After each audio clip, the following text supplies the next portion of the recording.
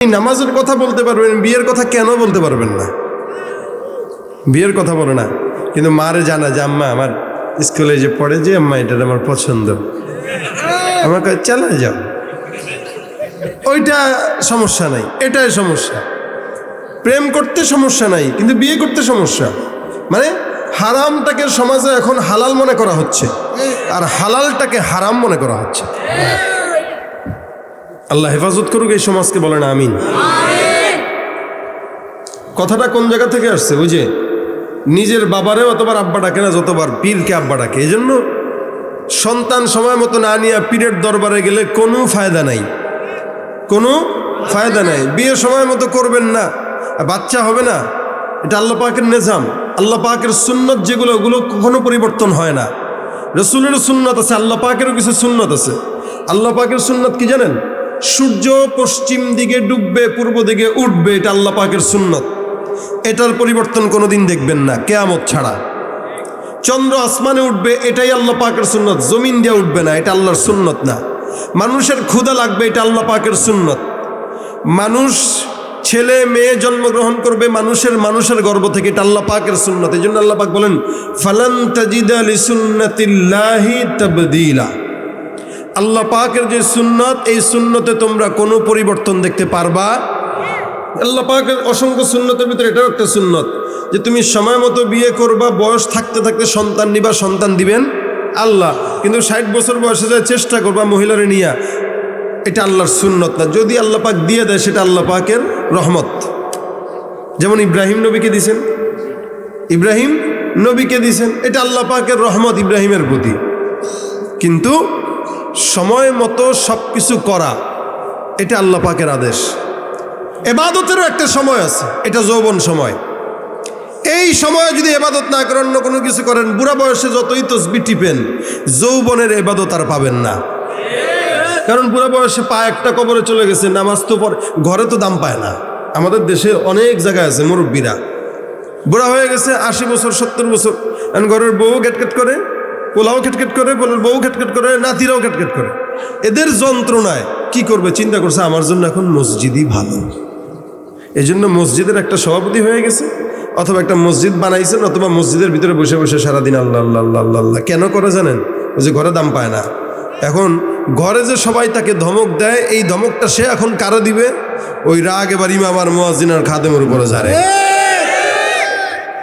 এই মুরব্বীর কি ভাই, আপনি ঠিক করতেছেন বুঝলাম না, এই এলাকায় কি এগুলো হয় নাকি? আল্লাহ হেফাজত করুক। থাকলে এই মুরব্বীরা বুঝে না, যৌবন বয়সে করছে আকাম, সুদ খাইছে, ঘুষ খাইছে, বুড়া বয়সে এবাদত গুজার হইতে হইছে। কিন্তু আল্লাহ নবী বলেন অশাবুন নাশাআ ফি ইবাদাতিল্লাহি তাআলা।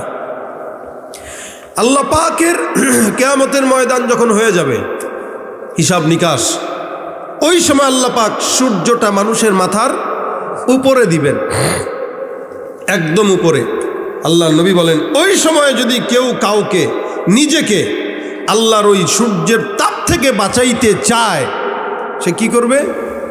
আল্লাহ নবী বলেন কাকে আল্লাহ পাক বাঁচাবে? 7 প্রকার মানুষের ভিতরে 1 প্রকার তারা, যেই সমস্ত যুবকেরা যৌবন বয়সে নারীর পিছনে না ঘুরে ইবাদতের পিছনে ঘুরছে। সুবহানাল্লাহ। যারা যৌবন বয়সটা আল্লাহর ইবাদতে কাটাইছে, আল্লাহ পাক তাদেরকে আল্লাহ পাকের আরশের নিচে ছায়া দিবেন। সুবহানাল্লাহ। তাহলে তার মানে বোঝা গেল যৌবনের ইবাদতেরও একটা বয়স আছে, ইবাদতেরও একটা। আমাদের যুবকেরা এই ইবাদতের বয়সটাকে পুরা উল্টাপাল্টা সময় কাজে লাগায়। চুলের ডিজাইন দেখলেই বোঝা যায় যুবকরা কি চায়। মাথার ভিতরে সুন্নত না আছে, না মুখে সুন্নত না আছে, মনে করছে এই বয়সটাই তো একটু করি না। কিন্তু আল্লাহ বলেন মাইয়াত্তাকিল্লাহ, যুবক আপনি আপনার মনে আল্লাহ পাকের ভয় ঢুকান। আপনার সামনে যদি হাজারো বিপদ থাকে, দূর করার মালিক আল্লাহ।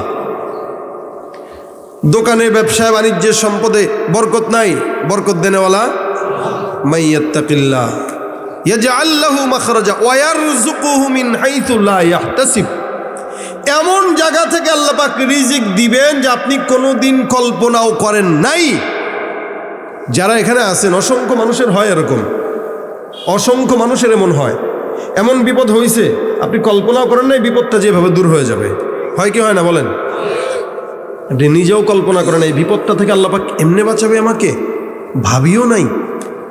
আপনি মনে করছেন হয়তো অন্য কোনো কারণে এটা হয়েছে, না না, এটা করছেন আল্লাহ, কারণ আপনি আল্লাহ পাকের উপরে ভরসা করছিলেন। আর আমাদের ভরসা সব চেয়ারম্যান আর মেম্বারের উপরে আছে। তো আমার চেয়ারম্যান সাহেব, সমস্যা নাই, বিপদে বনু খালি চাচার একটা ফোন দিমু, বেটা তোর চাচাও তো বেটা আল্লাহ পাকের কাছে ধরা। সারা দুনিয়ার সমস্ত আমেরিকার, লন্ডন, ইউরোপ, আমেরিকার বাদশারাও তো আল্লাহর কাছে ধরা।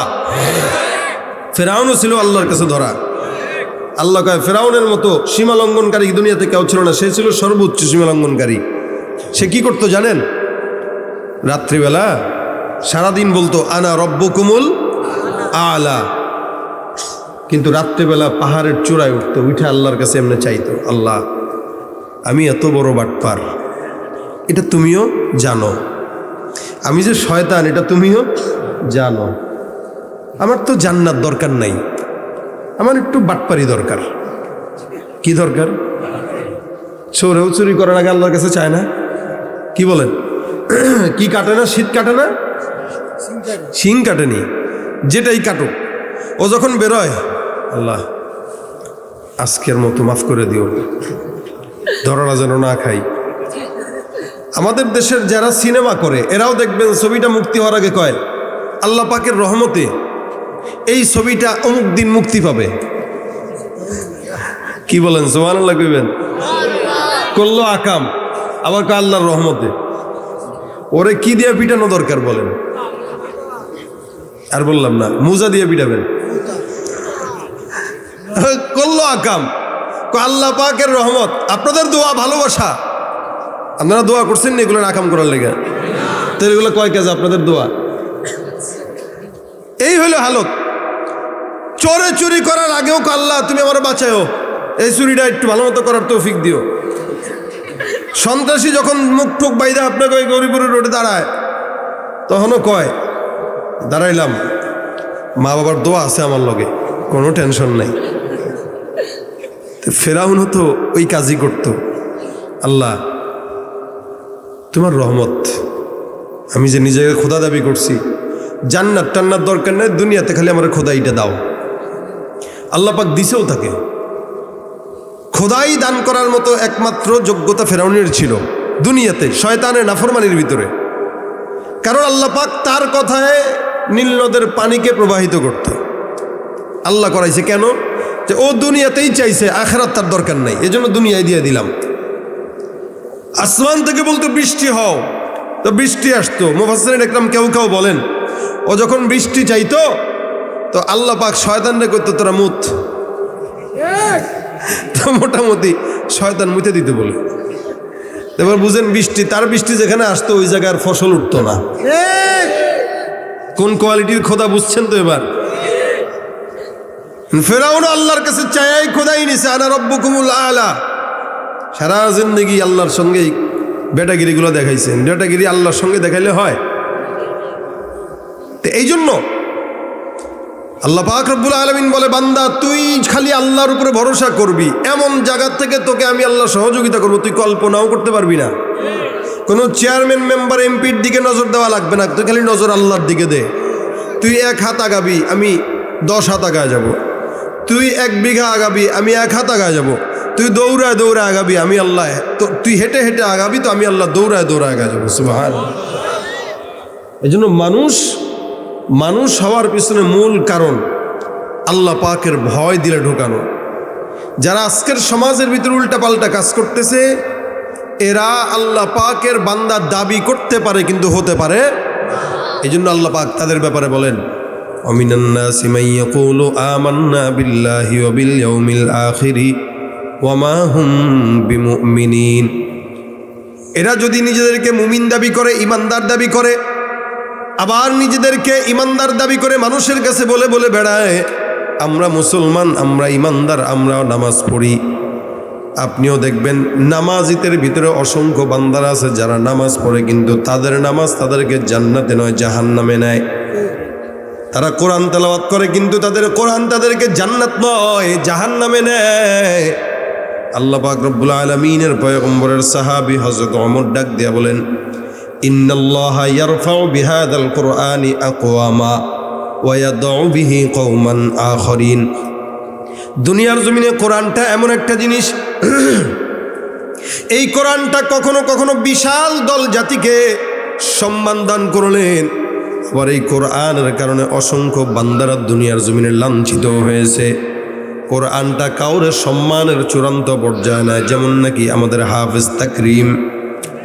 এই কোরআনের কারণে আল্লাহ পাক সারা দুনিয়ার জমিনের ভিতরে সম্মান বাড়ায় দিছে। আবার এই কোরআনের কারণে অসংখ্য বান্দাকে আল্লাহ পাক গোমরা বানায় দেয়, কারণ কোরআন দিয়া কেউ কেউ শেফা নেয়।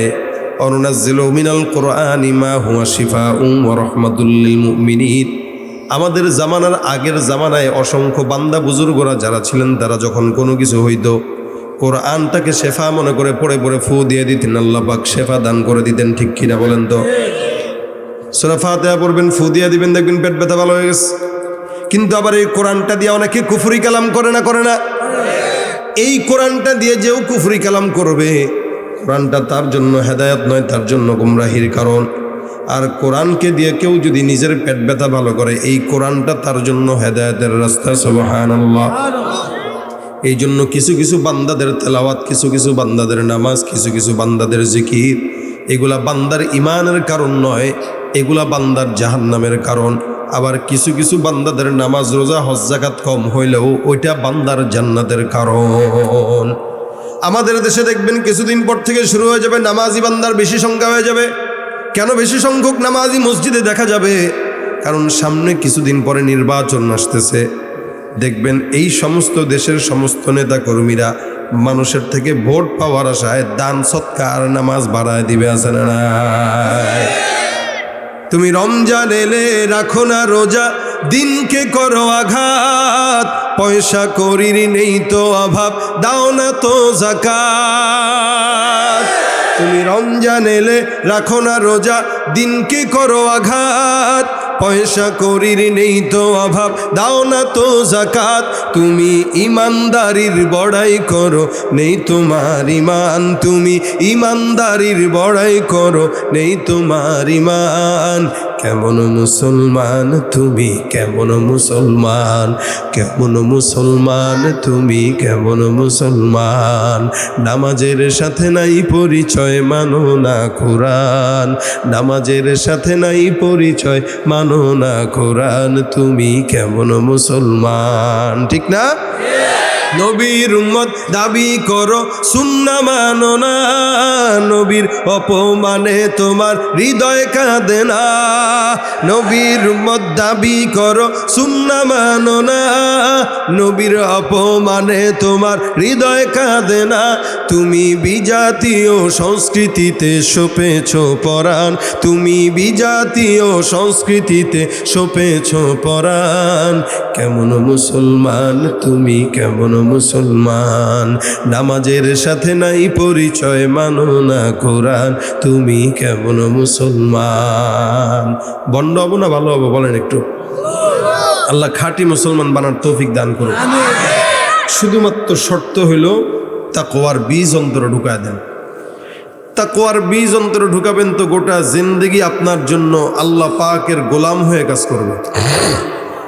মাল্লাহুল মাওলা ফালাহুল কুল। যার জন্য মালিক হয় সারা দুনিয়া তার জন্য হয়ে যায়। এটা সম্পূর্ণ নিয়তের উপর নির্ভর।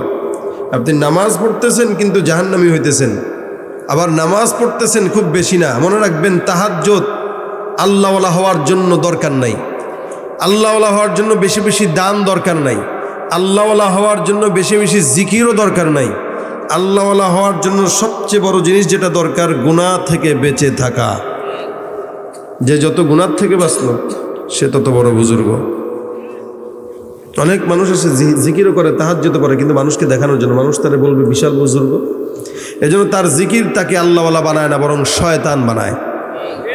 তার নামাজ তাকে শয়তান বানায়। আল্লাহ পাক যেন আমাদেরকে সব কাজ আল্লাহর জন্য করার তৌফিক দান করে।